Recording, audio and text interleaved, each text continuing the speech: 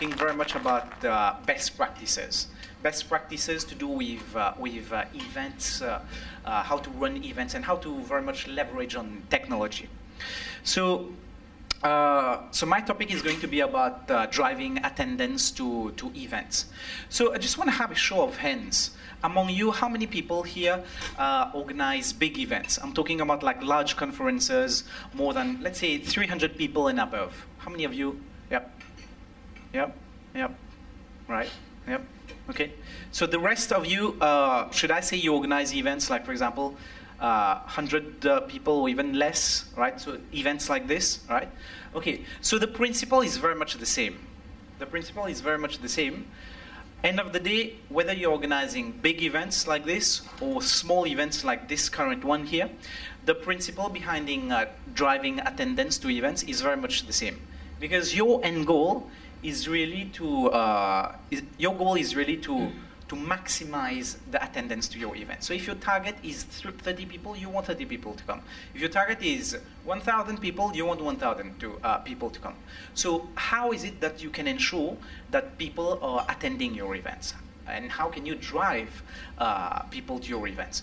So we've, over the years, so we've been in the industry for the past 9 years. So we've seen quite a bit of changes. So, and our perspective is to come from a technology perspective and then to show how is it that we can leverage on technology to make things smoother, easier, better, right? So we've come up with this framework called the A.R.E.A framework. So A.R.E.A.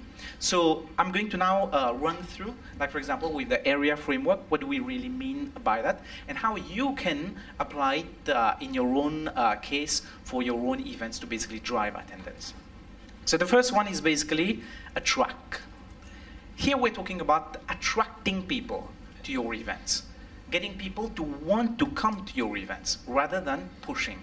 Marketing itself is changing. When we talk about traditional marketing techniques like cold calling, now we have do not call list, right? So there's less people that you can call, or basically buying a database and then blasting it out. That's called spam, by the way, right? So people tend to unsubscribe more and more to that. So how is it that you can basically make people want to come to your event rather than pushing your event to them, right? So the first thing that we have here is basically create remarkable content. Content is becoming very important these days, right? So the idea here is for you to create remarkable content and then to get people enticed for your event. And how can you do that? So we'll straight away take an example. Some of you may be familiar with this event. It's called Web Summit. So if you go to that event, so this is an event website itself. You go to the event website, there's a blog, a very active blog. And what you see is, this is just one example. But there are many more things that they write like this. So they are writing blogs which are basically educational, inspirational. So in this case here, this is a tech event, right? So they're writing about how a company within a space of 8 months basically raised close to $1 billion, right? If I'm in the tech space, I will want to know about this. So when they are writing content, so that's basically to entice people in. At the same time, they've got this subtle call to action over there. So it's a bit small here, but if you look at it closely, it's basically apply to be part of the class 2015 of the Web Summit. So they are going for the audience that they want, right? So in fact, this event has been so successful that, so like I mentioned, that's Web Summit, that in the space of 4 years, they grew their attendance from 400 to 20,000. 20,000 attendees for the events. And today this is big. So this happens in Dublin, and now they're expanding to other places in Hong Kong. And they've been leveraging very much on content to drive that. They've used other techniques, but content is one of the big ones here. And if you look at their blog, they write 1 to 2 blogs per day. So they're quite active. So when I talk about content, what kind of content should you be creating, and where do you create the content?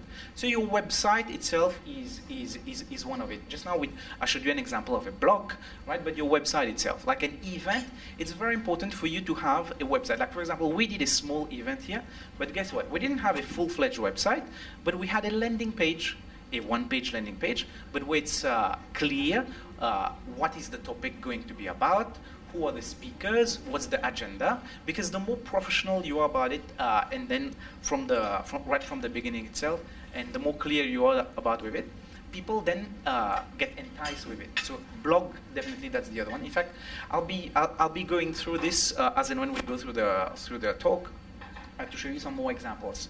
Email, leveraging on email. Just now I talked about email, but then buying database, blasting to people, that's called spam. But how can you make effective use of email? So we're going to cover that as well. So social, how can you leverage on social? And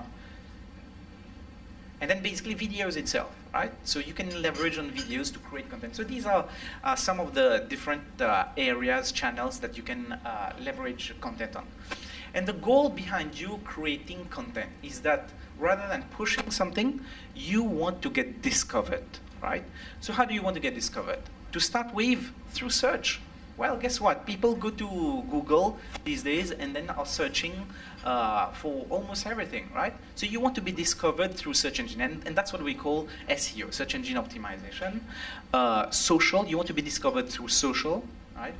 And you want to be discovered because I found this about this event, I got interested about this article, then I forwarded it to my friend. Probably I'm just forwarding an article to my friend. But then that article is interesting to my friend, but then my friend gets to register for it. So you expect this kind of referrals to happen. So content is very important. The next thing is you still want to reach out to people, right? So you want to reach out. So one of the very effective ways of reaching out to people is still email, actually, but when done properly. So how can you reach out to people through effective email marketing? So we have some tips for you here. So I'm showing you an example of what we did ourselves in the invite that we sent out for this event, which I guess most of you would have received.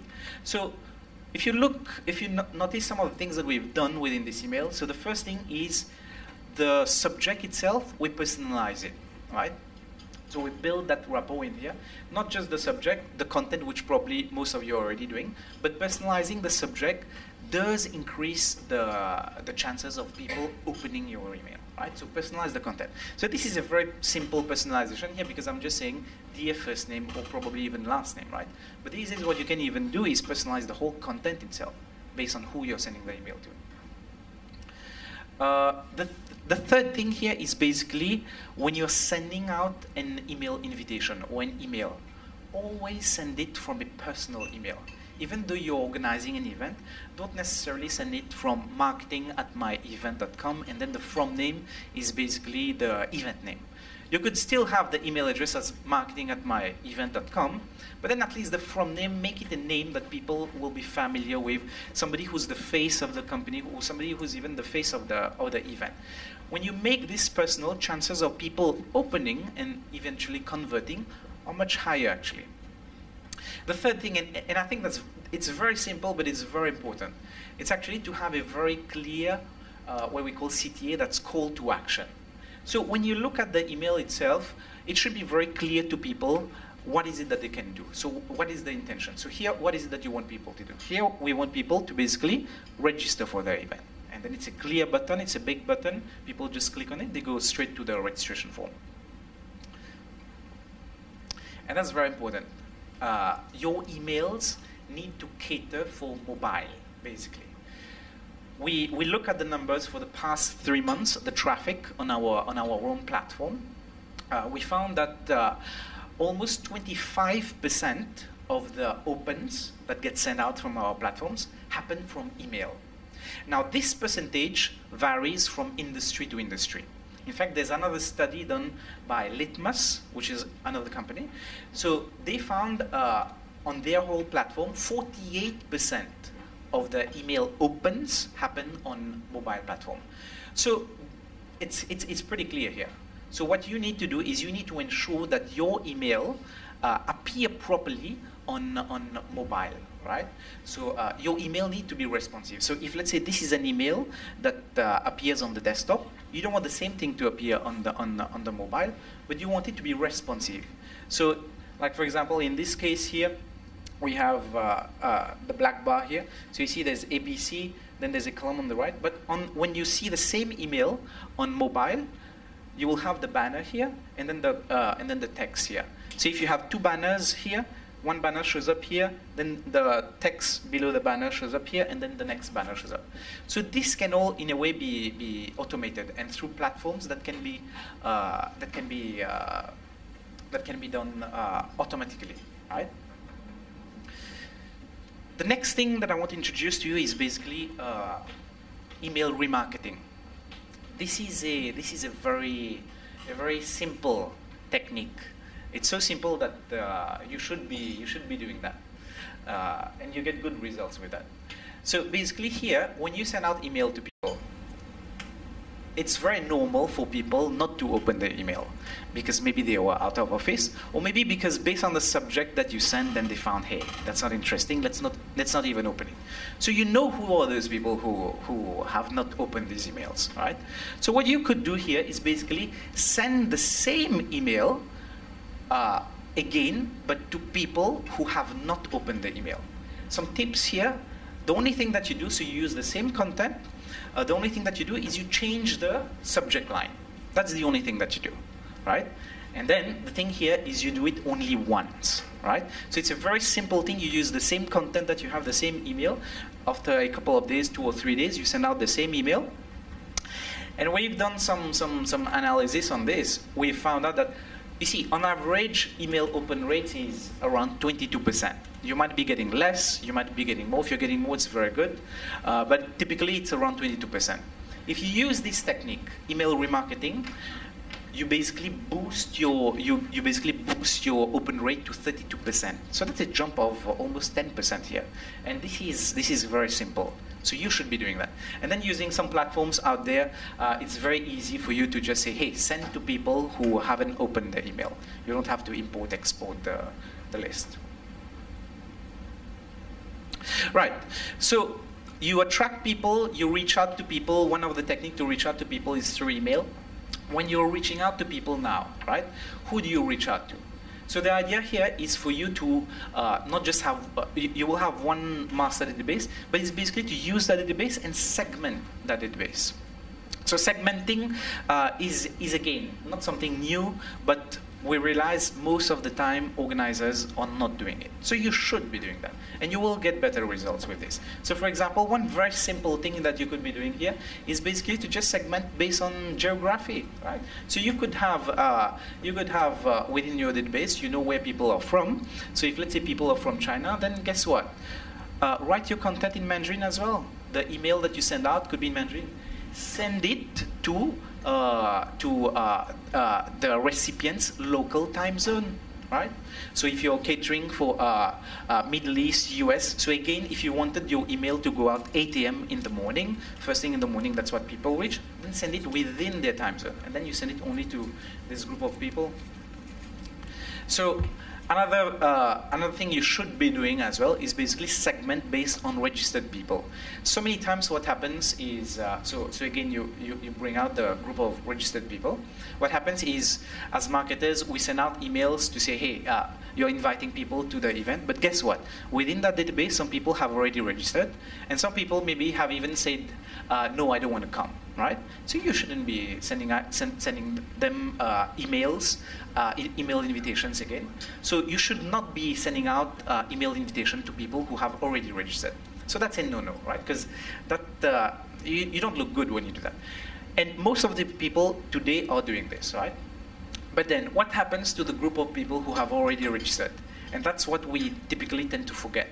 Because these days, now we are basically excluding them, but what communication are we sending out to people who have already registered? In fact, you should still be reaching out to people who have already registered.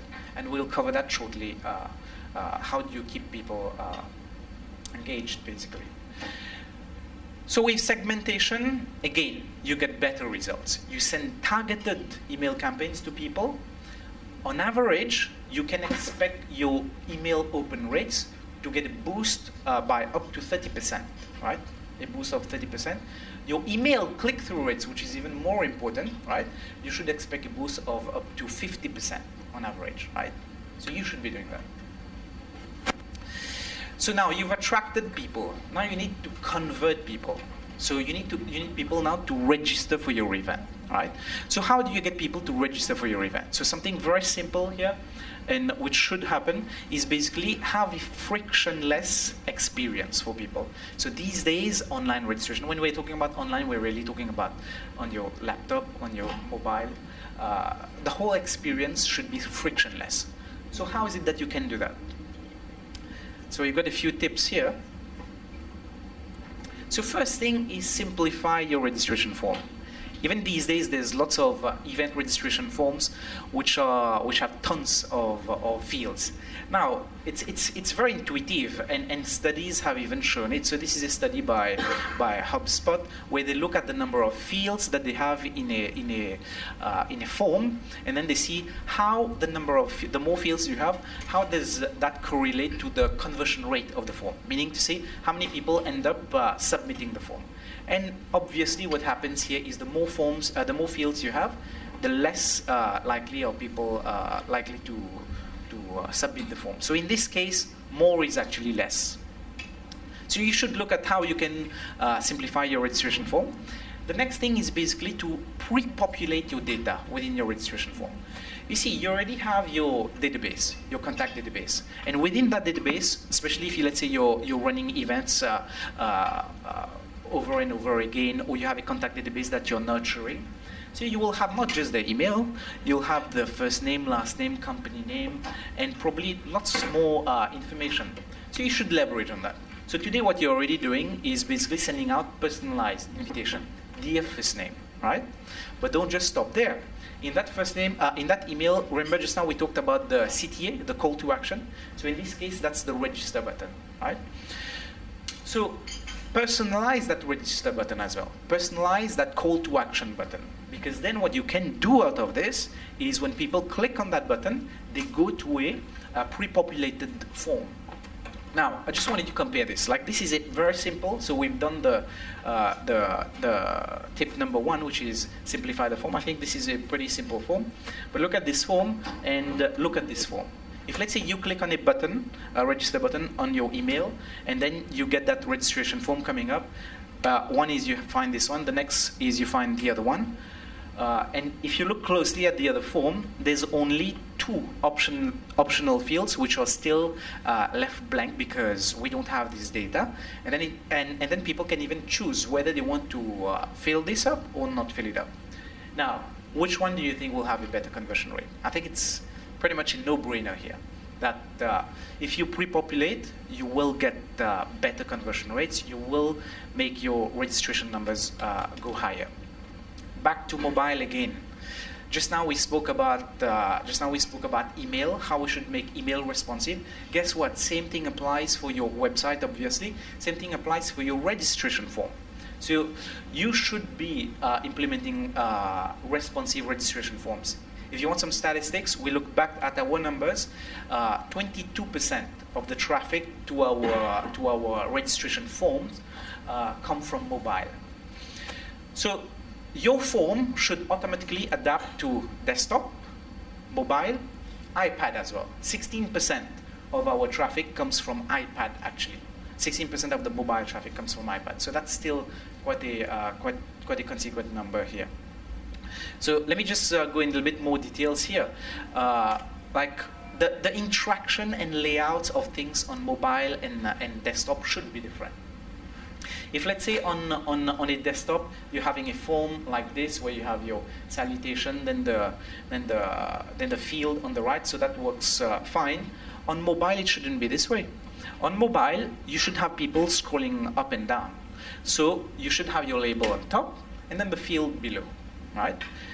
Interactions. So if let's say on the desktop you have a drop-down list for the area of focus, you tap on the drop-down list, you've got, it's quite a interesting drop-down list here because then you can do even multiple selection of the fields. That works great on desktop. On mobile, you don't want it to be this way. On mobile, you probably want it to be when people tap on it, they get a full page pop-up with the options, right? So these are just 2 examples here, right? In the ideal situation, you want this whole thing to be automated for you. You just build your form, the whole thing is responsive for you. So the second thing that we have here is basically to do with group registration. Now that's pretty common, but this is something that we tend to recommend more and more now. In fact, any types of event, I would dare to say, you can allow group registration. Unless it's a very closed event, private event, it's a one-to-one invitation, then it's different. But if let's say, even in an event like this, right, a smaller scale event, enable group registration. So what do we mean by this is when you get people to click on that register button, ask them how many people do they want to register for right up front, right? And then if they select one, yeah, they just register for themselves. If they register, if they select 2, 3, 4, then they can register for more people. Because we've again gone back to the numbers, and it's quite interesting. We've seen that among emails, among events that enable group registration, we look at the numbers and we found that 42% of the attendees basically were part of a group of 2 or more. Typically, it tends to be 2, 3, 4. Sometimes even people register for up to 7 people. So up to 42%. So even for our own, for this particular event, we look at the numbers. Around 50% of the people came from group registration. Now, what does that mean? Group registration, when you enable that. In fact, indirectly, you are growing your database. Because if, let's say, I send an email invite to James. Now, James got interested to attend our event probably because of the content that we're putting out there. So now James say, hey, let me register my colleagues as well. I have 2 other colleagues that who I want to register.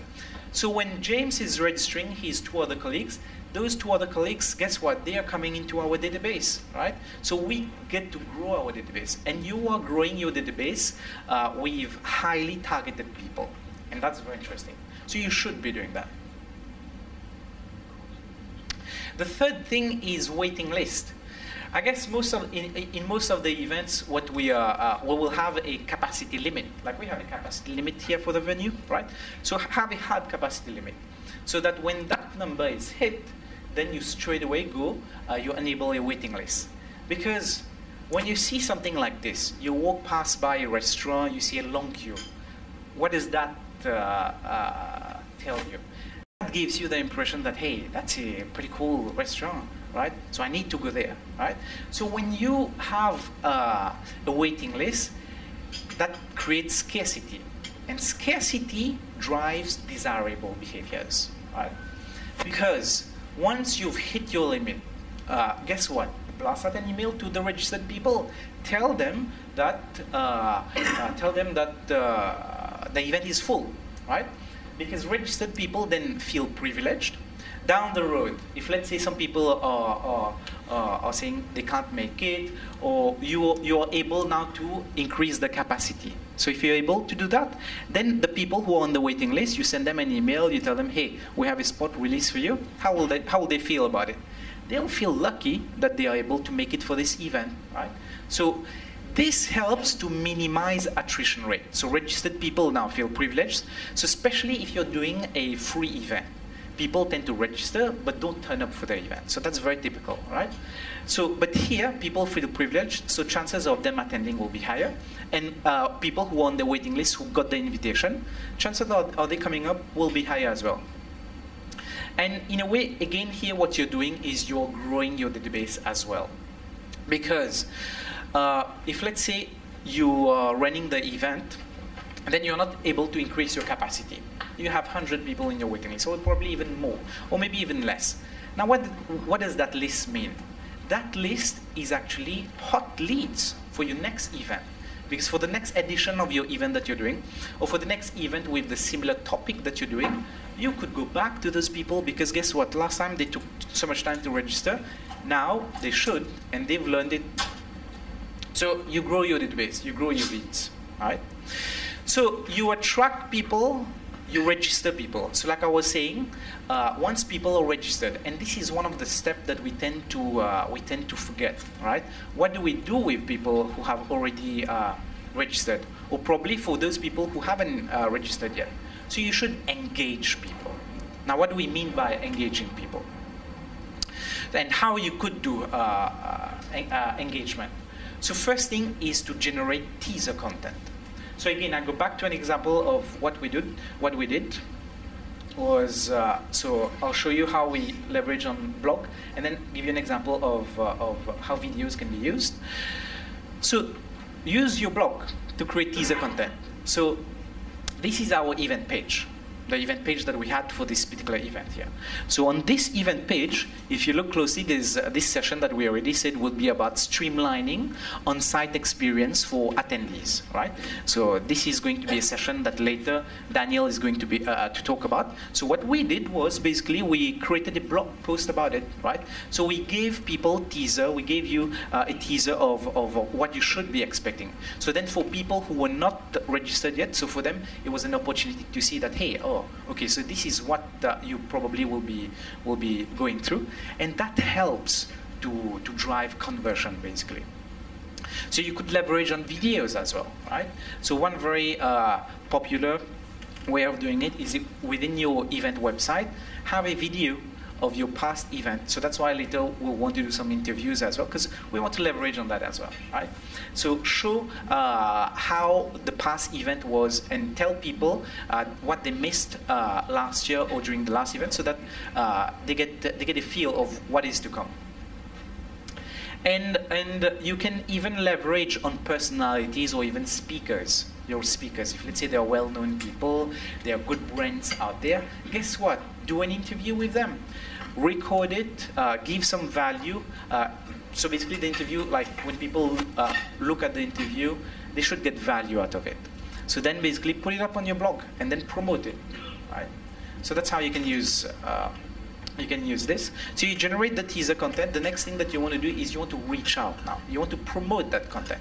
So how you promote that? So you could be doing the promotion through email and through social media, right? So if I go back to that example of the blog post that we did, so the next thing that we did was to write up an email, right? To write up an email. Where in our email subject itself, so that's two purposes. One is to mention about the Gevme event, so basically to remind people of the event, so to keep them engaged. And the next thing is to give them some value. Like here, we're talking about 7 tips for on-site engagement, right? And then within the email itself, there's the link to the blog post, and then again, reminder about the event details itself, right? So you could be doing that through social as well. When people are registering to your event, if your event is having a LinkedIn group, guess what? Invite those registered people to your LinkedIn group. You could be doing it if there are already connections with you on LinkedIn, invite them straight away, or even drop them an email, a targeted email campaign to ask them to join your LinkedIn group, basically to boost the interaction there. Well, the next thing basically is, guess what? Go back to the list of registered people and follow them on Twitter. Follow them, we would suggest from the events account. Because when you follow somebody, chances of them following you back is actually quite high. So you then expect your follower count to increase. And then make it easy for people to share your content and to share your event itself. So one no-brainer here is to enable social sharing. So you should have that, not just on your event page, on your blog, on your registration page as well, within your email as well. So make it easy for people to share. But we found that email still tends to be quite powerful, a quite powerful way of sharing. So guess what? Just now we were talking about engage people who have already registered for your event. Go back to them and even ask them. Send them an email like this and ask them, guess what? The clear CTA here is not to register because they've already registered. Here now the CTA is forward to a friend. Ask them to forward to a friend. And when they click on this, they get something like this, where they can put their friends' email addresses, and then there's a small text already pre-populated there. Then make it easy for people to share. And you'll be surprised. People will like to share, especially registered people, because we are gregarious, right? So we all like to go to places, to events, especially with friends, with people that we already know, right? So people will do that. So you've gotten people, you've attracted people, you've gotten people to register, you're engaging them. Now the thing is to get them to attend the event. Attending the event is not so much of a problem for paid events, because when people have paid for an event, they will come for it, unless there were some valid excuses. Then they will pull back. But for free events, especially, it's a challenge, right? So how do you get people to attend your event? Guess what? The first thing that we say is make it easy for people to decline RSVP.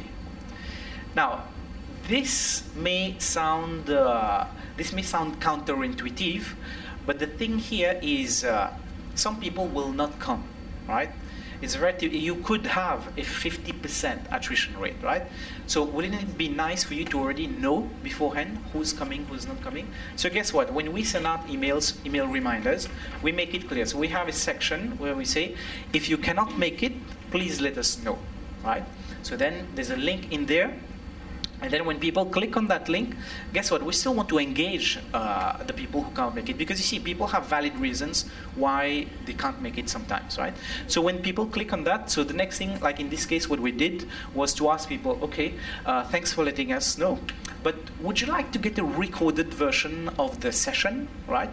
So chances are people will check yes. So in our case, 100% of the people who said no, they can't make it, checked yes here. So this gives us another opportunity to basically keep the conversation going with our customer, with our potential customer, right?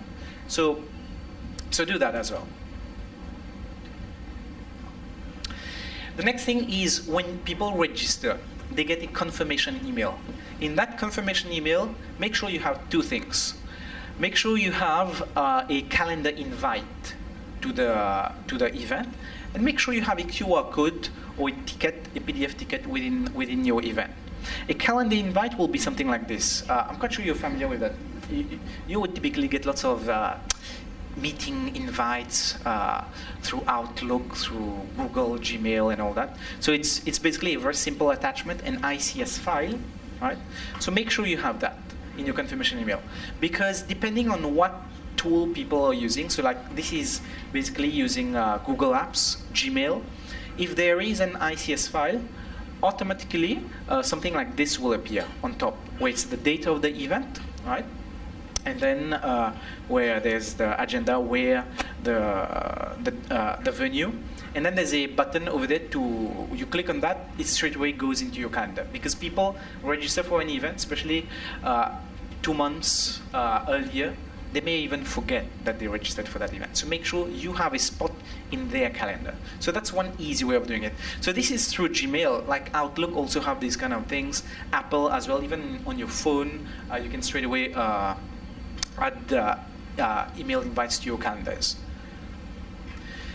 The next thing is make it easy for people to check in to your event. So within the confirmation email, include a PDF ticket, which could contain barcode or a QR code, or even if you have a mobile app, like make it easy for people to just open it and then view their ticket basically, right?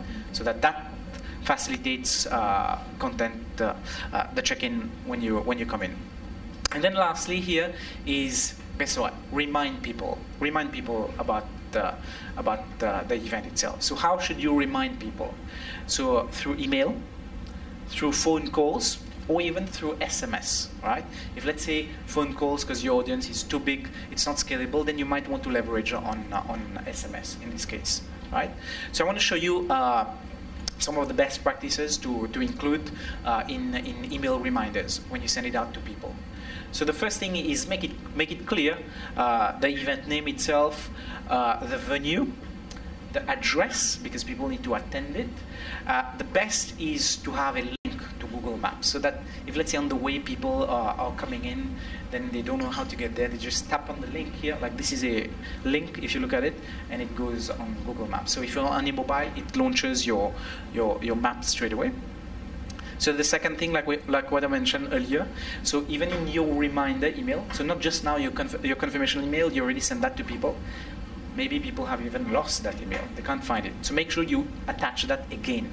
So it could be right within your email here, or include it as an attachment as well. We tend to do both, because especially if you're catering for international delegates, what happens is sometimes the pictures, if let's say they don't have data, they are roaming, it won't appear. So, but the attachment, the PDF attachment, which is very small, would already be downloaded. So make sure you have a getting there section, right?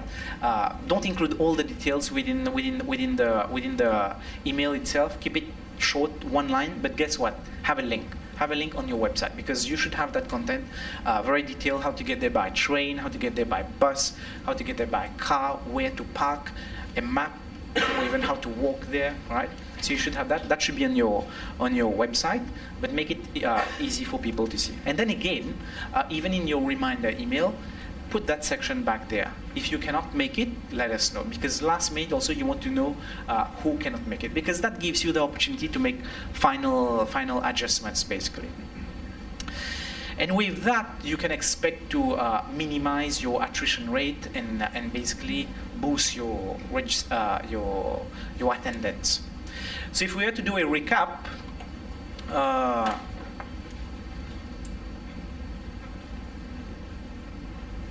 so this is what the A.R.E.A methodology is all about, right? So it's about attracting people, registering people, engaging people, and then getting people to attend your event. And if you follow this, you should expect your registration numbers, your attendance especially, to go up.